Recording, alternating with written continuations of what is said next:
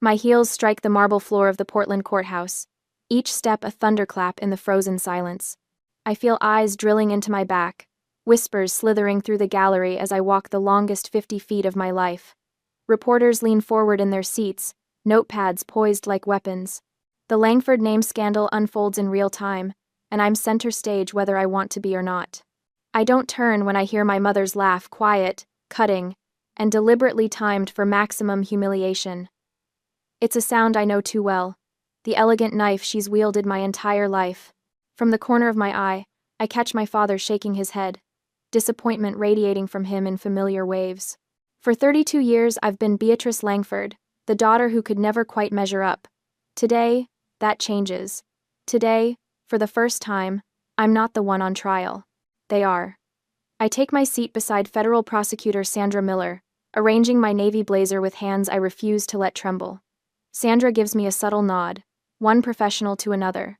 The weight of the evidence we've gathered presses against us like a physical presence. "You ready?" she whispers. Am I ready to dismantle the empire my family built? The Langford name means something in Portland. 12 rental developments sprawling across the city, 3 lakefront properties glistening on the water's edge, over $8 million in real estate holdings. My father built that empire brick by brick over 40 years. Graham Langford, the man whose approval I chased like a shadow that always stretched just beyond my reach. Behind us sits my mother, Portland's beloved socialite. Diane Langford, queen of charity galas and symphony fundraisers, whose grace and philanthropy mask something far colder. She crosses her legs at the ankle, pearl necklace catching the fluorescent lights. Perfect posture, perfect smile, perfectly cruel.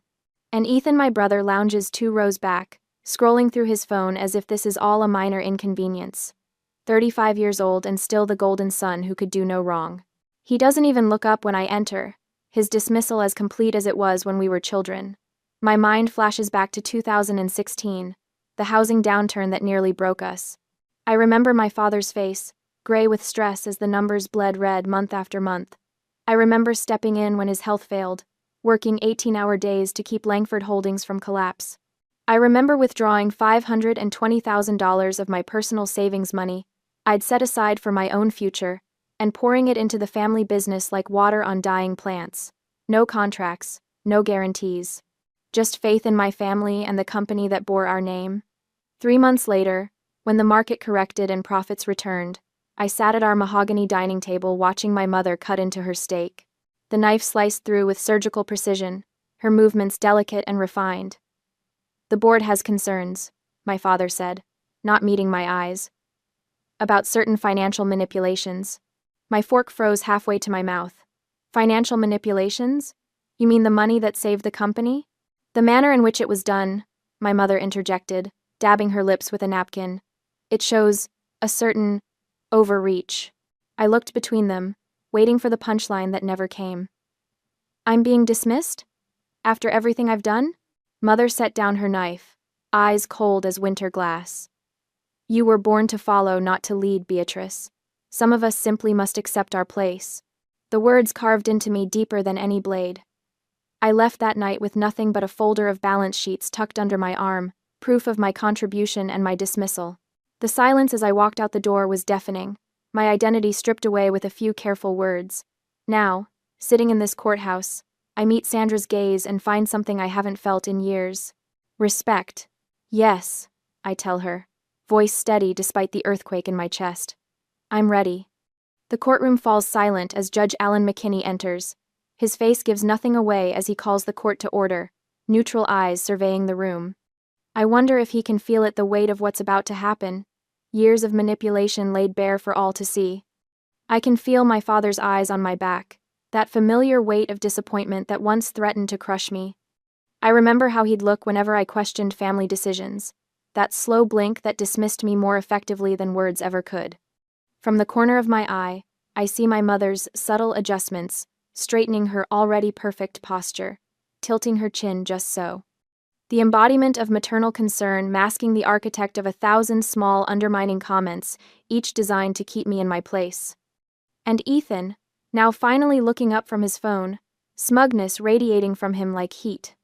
I can picture him at the family table, lounging while the rest of us sit straight, secure in his golden child status. The pattern is so clear now, the control, the manipulation, the steady erosion of my confidence and place. For years I thought it was love, thought the problem was me, how wrong I'd been. As the judge begins speaking, a strange calm settles over me. This isn't about money anymore. It isn't about properties or companies or even inheritance. It's about truth. And for the first time in my life, the truth is on my side. I straighten my spine and face forward, ready for the reckoning that's been years in the making. 3 years after walking out of the Langford mansion, I'd created a life that was distinctly mine. My Portland loft apartment sat 5 stories above the city, its industrial windows framing Mount Hood on clear days. Simple furniture, clean lines, nothing like the ornate excess I'd grown up with. A place where I made the rules, until the day a gray parcel appeared at my door. No sender, no stamp, just my name in block letters that made my stomach clench. I carried it inside, setting it on my kitchen counter like it might detonate. For 20 minutes I circled it, making coffee I wouldn't drink, straightening things that weren't crooked. When I finally tore open the packaging, a sealed envelope slid out. For her eyes only. H. Langford. My grandfather's handwriting. Henry had been dead 6 years, but I'd recognize those blocky capital letters anywhere. They belonged to a different era, when men signed their names with the weight of their word behind each stroke. My hands trembled as I broke the seal. Inside, a will. Handwritten, dated 2004, with Henry's unmistakable signature at the bottom. I, Henry Langford, being of sound mind and body, do hereby bequeath all properties, holdings, and assets to my granddaughter, Beatrice Langford. I sank onto my couch, the paper shaking in my grip. This couldn't be real. The court had read grandfather's will 3 weeks after his funeral. I'd been there, watched Ethan's smirk grow as every asset transferred to him. Not a penny, not a memento for me. I pulled up the probate records on my laptop, comparing the documents side by side. The court version named Ethan exclusively, but this version, Henry's true version, left everything to me. The signatures didn't match. Close, but not identical. One had been forged. Oregon's digital will registry didn't exist back then, a legal blind spot easily exploited by someone who knew the system. Someone like my father. My phone rang 3 days later, startling me from a fitful sleep filled with courtrooms and forgeries. Is this Beatrice Langford? A man's voice, graveled with age. Who's asking? Caleb Warner. I worked for your grandfather's attorney. He paused. The one who vanished in 2009. My chest tightened. What do you know about that? He refused to alter Henry's will. That's why he disappeared. His voice dropped. I've been afraid to come forward, but I can't live with it anymore. We arranged to meet at a small cafe near the Willamette River. I arrived early, choosing a corner table with a view of both entrances. Caleb Warner was older than I expected, mid-70s, with thinning white hair and glasses that magnified pale blue eyes. He walked with a slight limp, scanning the room before approaching. You look like Henry, he said, sliding into the chair across from me. Same eyes. Without preamble, he placed a scratched flash drive on the table between us. Your grandfather's attorney recorded everything. Insurance, he called it. That night, alone in my apartment, I plugged in the drive. A trembling voice filled my speakers. They forced me to forge the will. Graham and Diane Langford. They had copies of Henry's signatures, pulled one from a property deed from 1998. Graham said if I didn't cooperate, I'd regret it. I'm leaving town tonight, if anything happens to me. The recording cut off. I played it 3 more times, each repetition hardening something inside me. The deed from 1998. I remembered it, the Lake Oswego property purchased as an investment. The forged signature matched it perfectly. Too perfectly. My father had orchestrated everything. The mastermind who ordered the forgery, who handled the attorney when he became a liability. My mother, using her social connections to silence questions. Their coordinated effort to erase my inheritance, to erase me. And Ethan, the willing beneficiary, complicit through his silence. The next morning, I drove to First Oregon Bank and rented a safety deposit box. The original will went inside, along with a notarized statement from Caleb. I made digital copies, storing them in encrypted cloud accounts, on separate drives, with trusted friends. I spent nights researching Oregon estate law, statute of limitations, Forensic document examination. Building my case brick by meticulous brick. I'll testify, Caleb told me over coffee a week later. My reputation be damned. I reached across the table, squeezing his weathered hand. This isn't just forgery, Caleb. It's time theft. They stole years I could have spent building on Henry's legacy. The trail led me to Bend, to a nursing home where Althea Monroe, now 82, lived in a small room filled with photographs. Henry's former housekeeper answered the door in a floral housecoat, her white hair pulled into a neat bun. I wondered when you'd come, she said, gesturing me inside. Her trembling hands turned pages of a worn photo album. I was there when he signed it, right in his study. Your mother was standing behind him. She paused at a photograph that made my breath catch. Henry at his desk, the attorney beside him, my mother's figure in the background. The film lab's timestamp in the corner, June 2004. I sent a scan to Caleb that night. It's admissible, he replied immediately. They can't suppress this. I returned to my apartment 3 days later to find the door ajar. Inside, chaos. Drawers overturned, furniture slashed, my laptop smashed beyond repair, papers scattered across the floor like snow. Among them, a single note in my grandfather's blocky handwriting. Legacy isn't inherited, it's earned. Not his words. A message from them.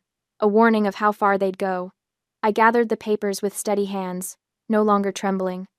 Each piece of evidence, each threat, each lie, exposed all of it forming a clear picture. The puzzle finally taking shape. They'd stolen my inheritance, my place, my voice. But they'd made one critical mistake. They'd left me alive to fight back. A week later, my phone vibrates against the coffee table, Ethan's name flashing on the screen. I let it ring twice before answering.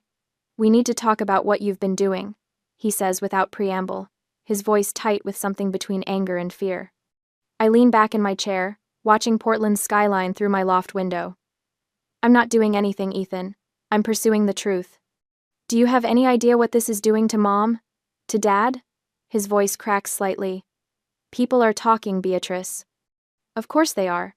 I've noticed the sideways glances at the grocery store, the sudden cancellations from old family friends.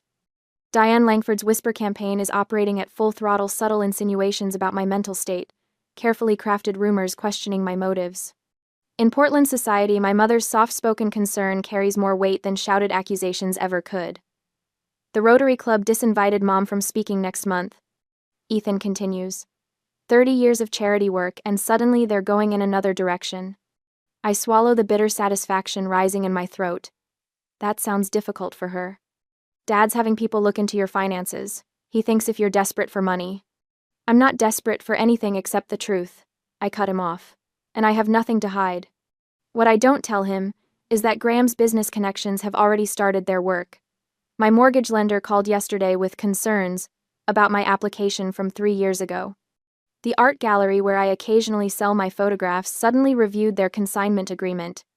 Small, coordinated pressure points, designed to paint me as unstable and greedy. Just stop this before it gets worse. Ethan pleads, a familiar note of condescension creeping back into his voice. For everyone's sake. After hanging up, I check my email to find a message from Caleb. Someone followed him home from the grocery store yesterday. A friendly reminder that he might want to reconsider his testimony. The threat wasn't explicit, but it didn't need to be. I wrap my arms around myself, fighting the familiar instinct to retreat, to make peace at any cost. That's what they're counting on, the Beatrice who smoothed things over, who saved the company with her $520,000 and then walked away quietly when dismissed. But that Beatrice is gone. I arranged a meeting with Sandra Miller the next morning, bringing every document I've gathered so far. The federal prosecutor's office feels like a fortress compared to my vulnerable apartment.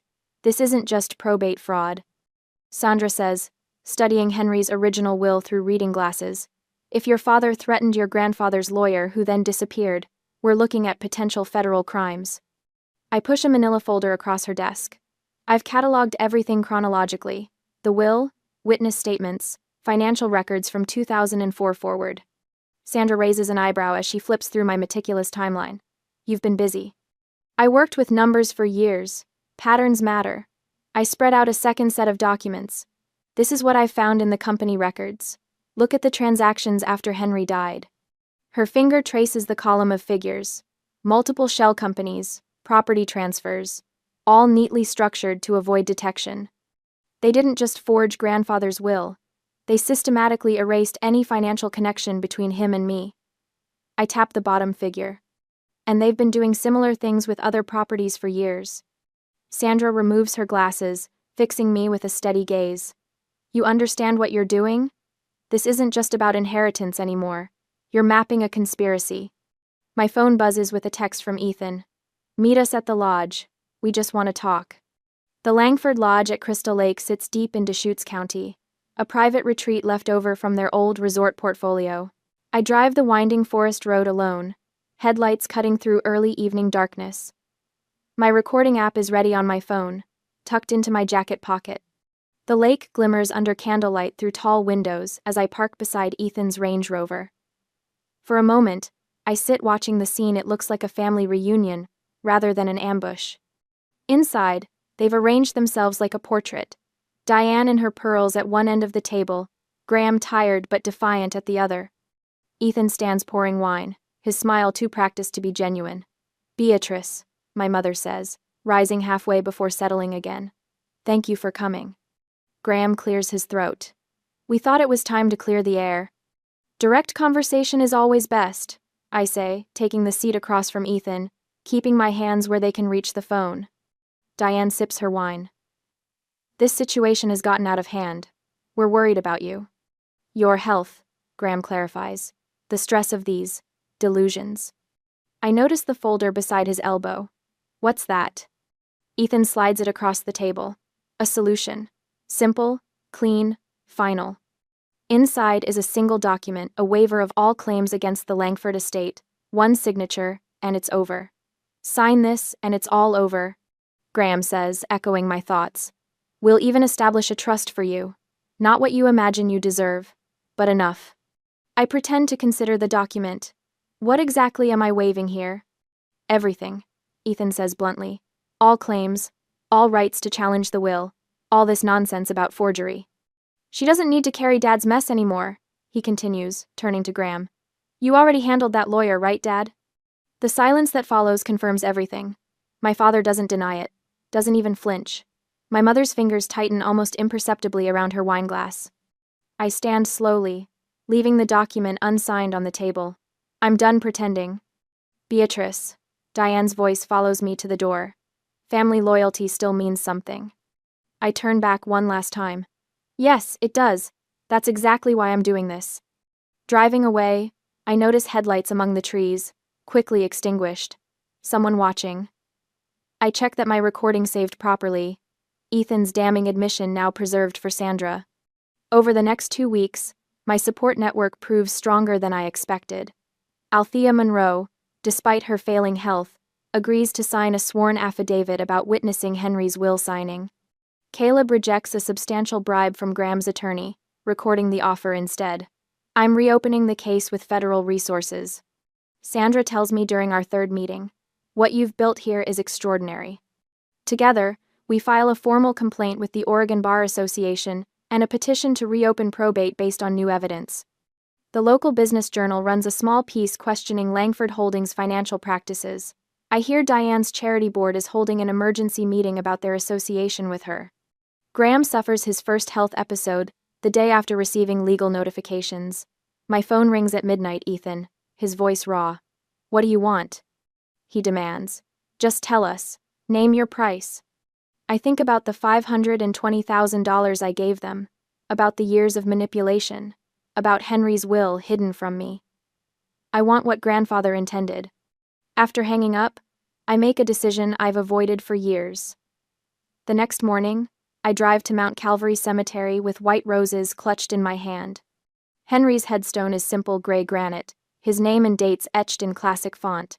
I place the roses as I did when I was a child, arranging them just so against the cold stone. From my purse, I withdraw his letter, the paper thin from repeated folding and unfolding.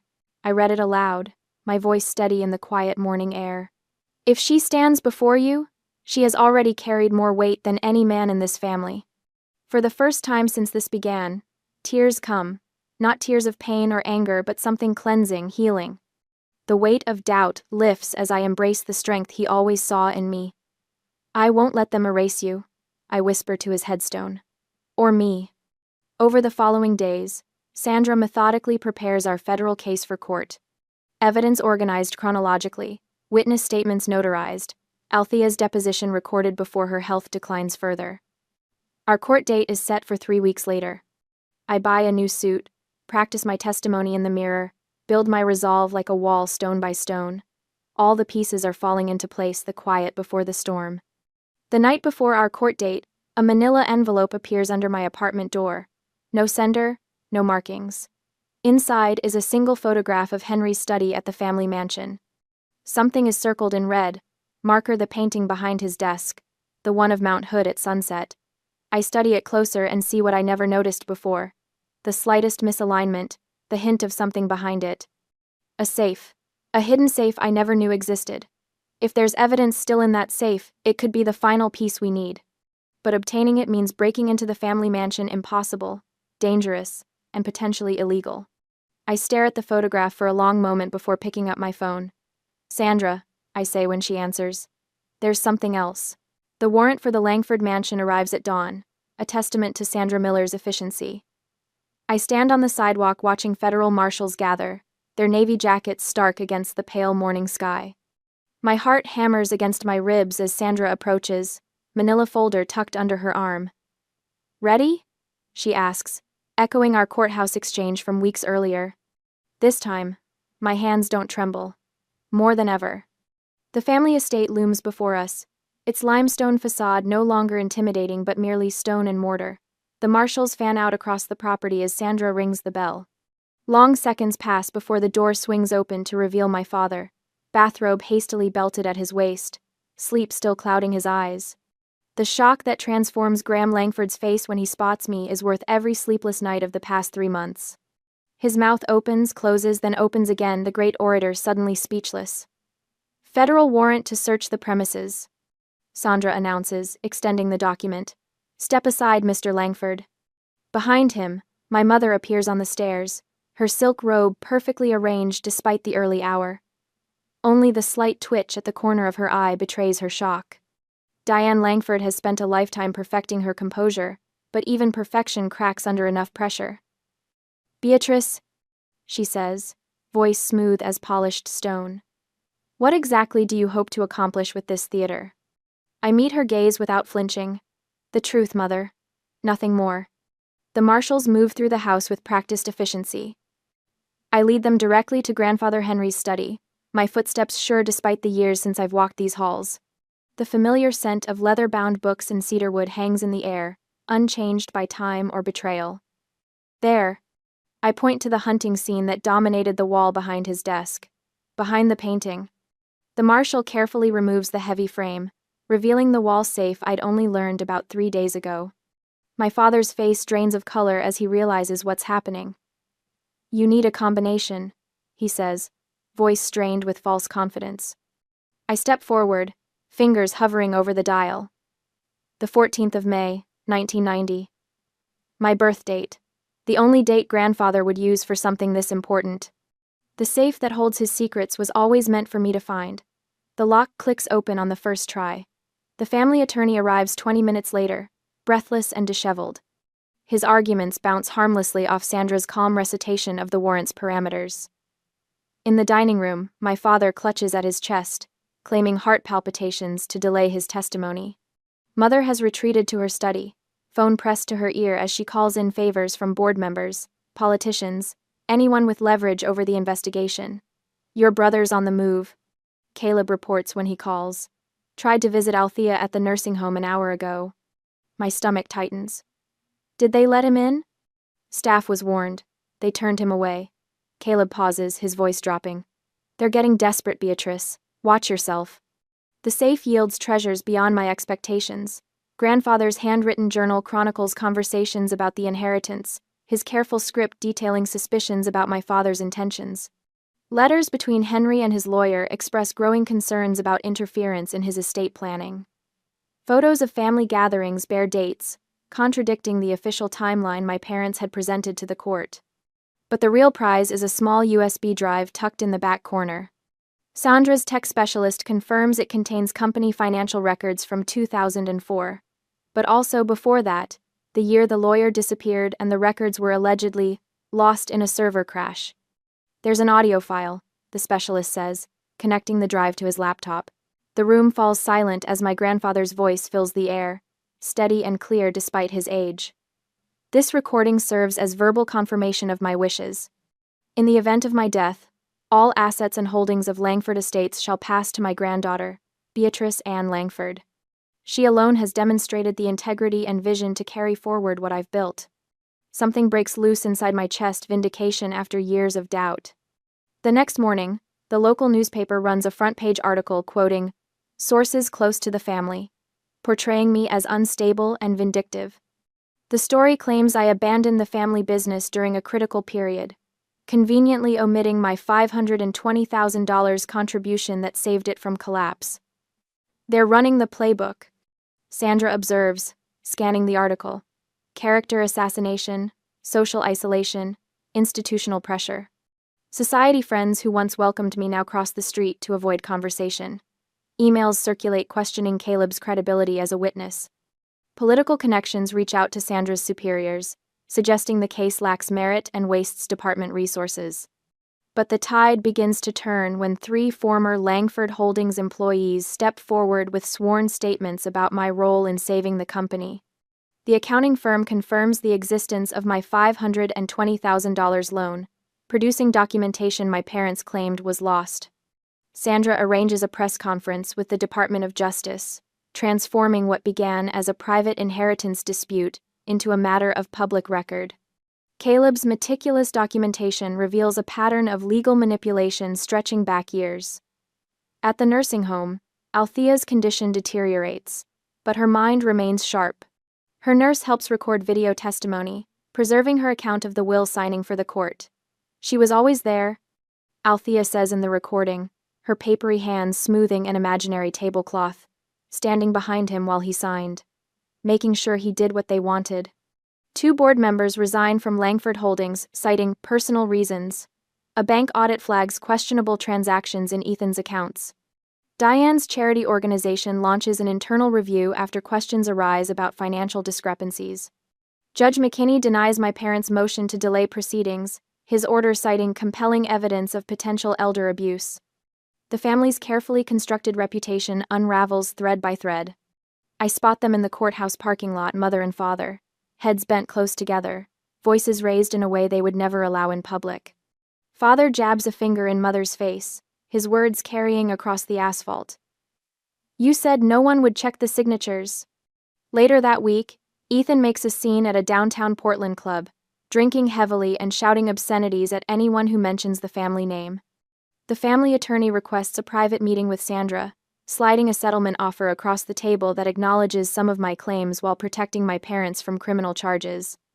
We just want to resolve this unfortunate misunderstanding, he says, voice oily with false sincerity. Sandra slides the paper back without opening it. We're well past that point now. Security measures transform my apartment into a fortress, new locks, security system, cameras at all entrances.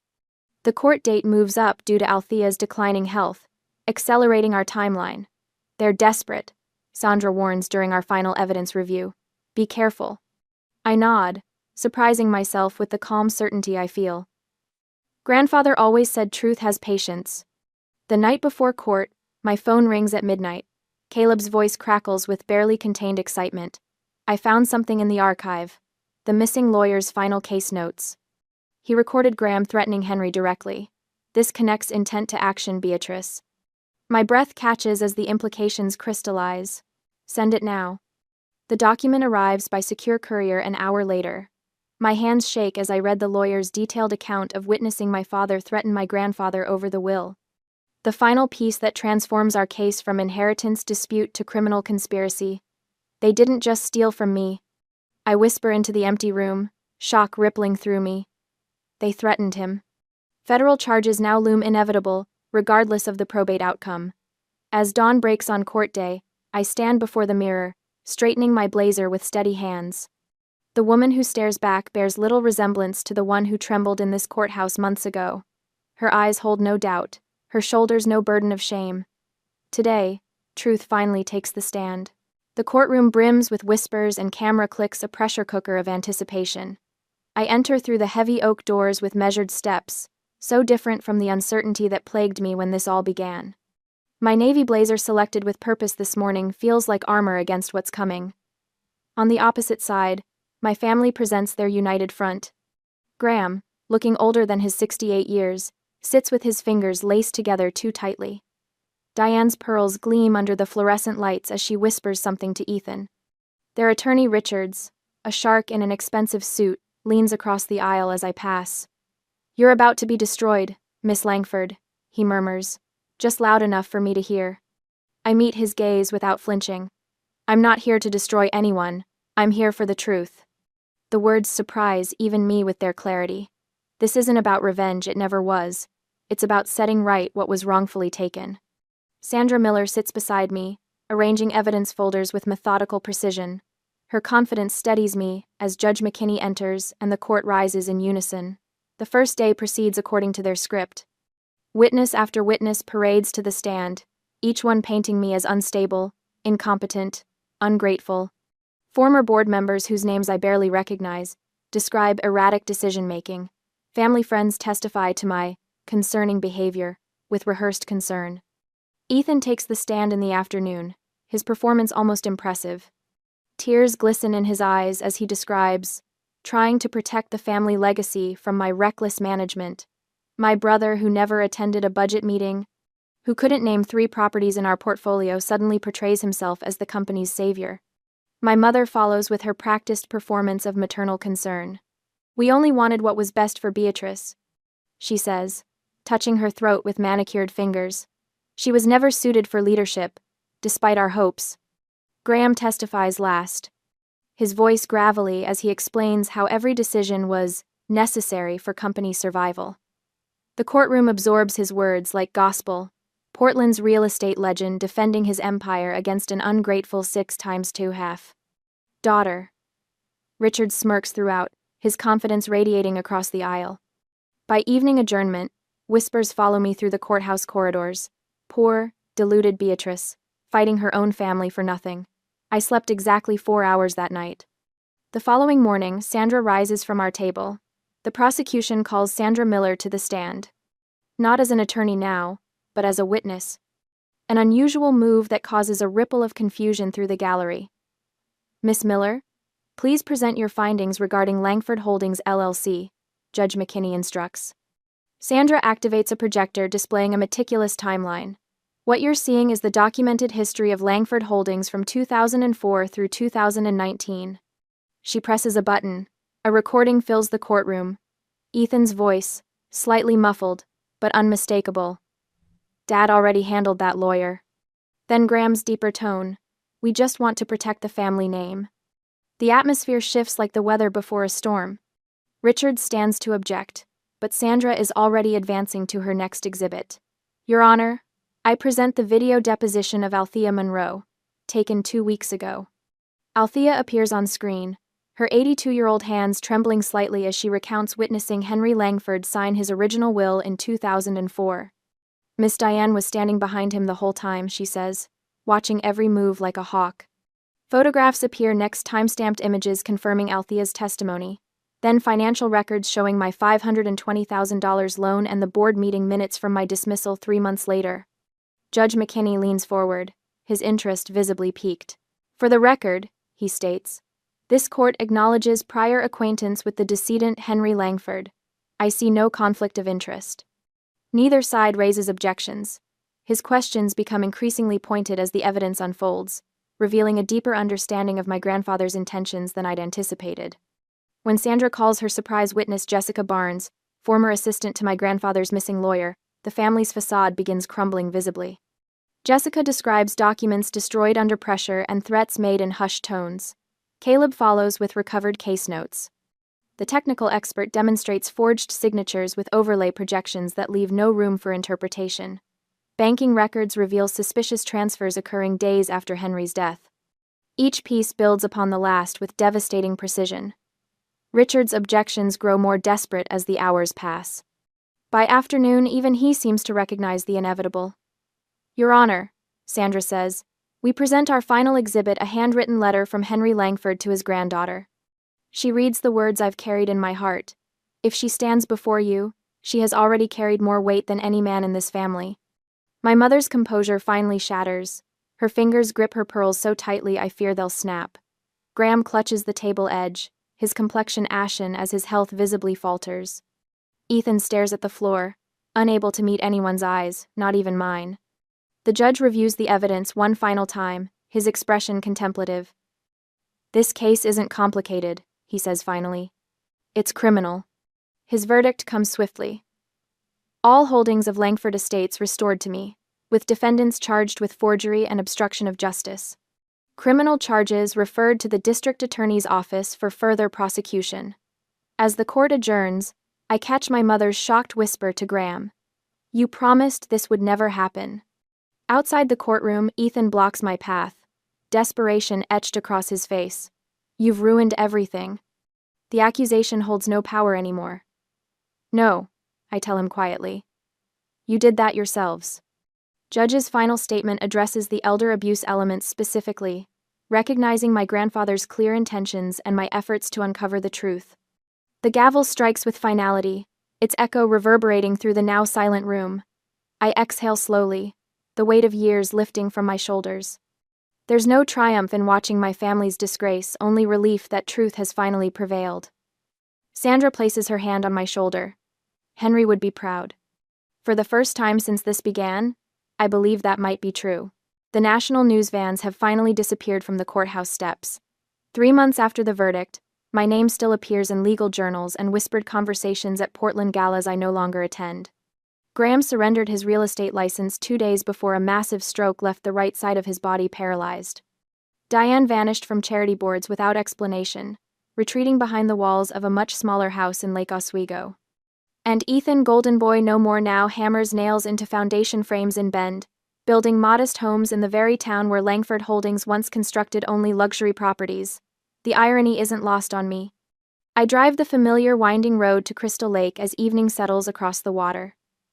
The same road I traveled months ago with dread coiling in my stomach now feels different, almost peaceful. The lodge sits unchanged, its weathered timbers reflecting gold in the setting sun. I park where I did that night, but this time no headlights wait in the trees, no trap waits inside. The lake water shimmers calm and clear, carrying none of the tension that hung in the air during my last visit. I walk to the edge of the dock, my grandfather's note folded in my pocket. The paper has grown soft from my handling it over the years, those blocky letters fading but still legible. Legacy isn't inherited, it's earned. I pull out Henry's silver lighter, the one possession of his I kept all these years, and flick it open. The flame catches the corner of the note, an orange glow spreading across his handwriting. Ashes drift from my fingers, scattering across the water's surface, and disappearing into ripples. They laughed when I walked in. I whisper to the darkening water, but they weren't laughing when I walked out. Last week, I met with 3 whistleblowers from Pacific Northwest Financial. The week before, 4 retirees who lost everything in an investment scheme. Yesterday, a single mother battled a predatory lender. Their stories differ, but the pattern remains the same: power, silencing, truth, money, crushing justice. In their faces, I see reflections of my own journey. Justice means nothing if it stops at the courthouse door. The Langford settlement sits mostly untouched in my account. $4.6 million feels almost vulgar after living comfortably in my loft for so long. Now I have a purpose for it. The Langford Foundation for Legal Integrity opened its doors last month. We offer free legal aid to those silenced by power. The irony of using the Langford name isn't lost on me, but perhaps that's the point. Names, like legacies, can be redefined. 1 year later, I stood before 28 law students at the University of Oregon. Chalk dust clings to my fingers as I write 2 sentences on the board. Integrity builds legacy. Legacy isn't given, it's built. Their eyes follow my movements, some skeptical, others curious. They've read about my case, of course. It appears in their textbooks now, nestled between chapters on probate fraud and elder abuse. But they're here for more than legal precedent. They're drawn to the human element, the courage to stand alone against family pressure. Diane writes occasionally, her elegant stationery carrying careful words of reconciliation. Graham's recovery has left him dependent on round-the-clock nurses. Ethan's calloused hands and sunburned neck tell of slow humbling through honest work. I read their letters with compassion but without surrender. Forgiveness doesn't require reunion. Peace exists in boundaries rather than bitterness. I pause before erasing the board, catching the sound of laughter drifting through the open window. For years, laughter was a weapon my mother's cutting sound designed to diminish. Today, the students' laughter feels life-affirming, natural, and healing. Through the window, students cross the campus green, spring sunshine streaming through budding trees. My reflection superimposes over them a bridge between generations, between what was and what could be.